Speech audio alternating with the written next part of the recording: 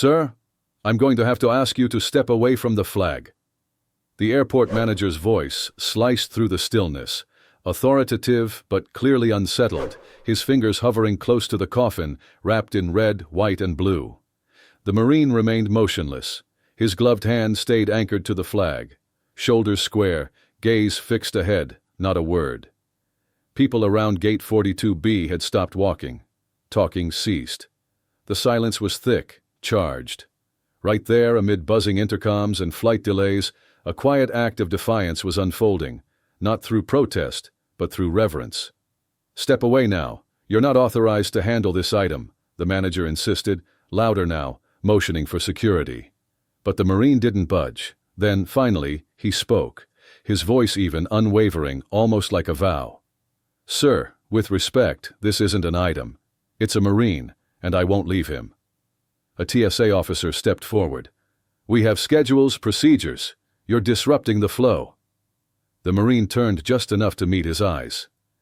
"There's protocol, and then there's honor." Behind him lay the flag, perfectly arranged, not a crease in sight. Beneath it rested Lance Corporal Jake Morrison, 22, killed overseas. He didn't come home on his feet.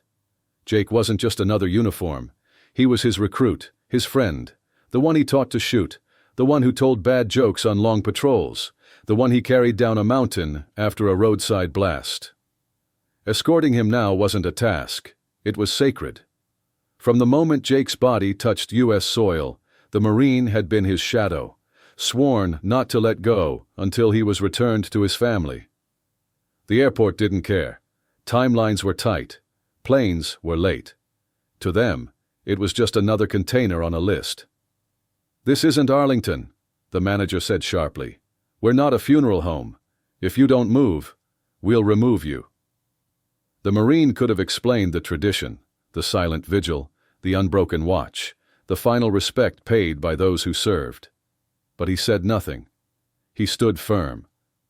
He remembered Jake grinning about his mom's cooking, how he missed his dad's Sunday barbecues, how he kept a worn photo of his sister's prom in his vest. Jake used to hum Country Roads after each mission, pretending it would lead him home. This wasn't luggage. It was a farewell. And the last person keeping it sacred was him. Then a voice rose, small but piercing. "Mommy, why's he holding the flag?" A little girl with a pink backpack clutched her stuffed rabbit and looked up. Her mother tried to quiet her, but the Marine looked down and nodded softly. "Because someone deserves to be brought home the right way." The mood shifted. The guards hesitated. Even the manager blinked, unsure. The Marine bent slightly, voice gravelly but clear. "This flag isn't a decoration. It's a promise." And with that, he moved, not because he was told to, but because it was time. His steps were slow, solemn, never breaking contact with the casket. He led the final walk through the terminal, not as part of a ceremony, but as duty fulfilled. People rose, hats came off, hands covered hearts. An older man near a window lifted a trembling salute. Tears welled, but no one spoke. Phones were raised, not to go viral, but to remember. Someone near the gate began singing the national anthem, softly at first. Voices joined. And for a moment, in the middle of the chaos, everything stopped. When they reached the waiting family, the Marine's uniform was soaked, his muscles aching, but he stood firm.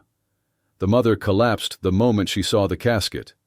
The father saluted, his lips trembling. The sister fell to her knees, whispering, "You made it home, Jake."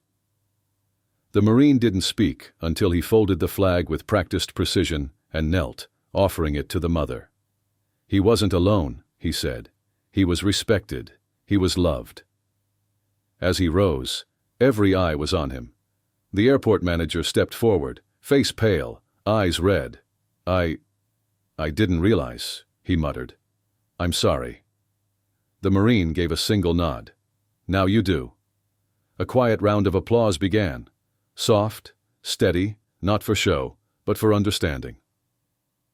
That day, right there in a crowded terminal, a country remembered what honor looks like.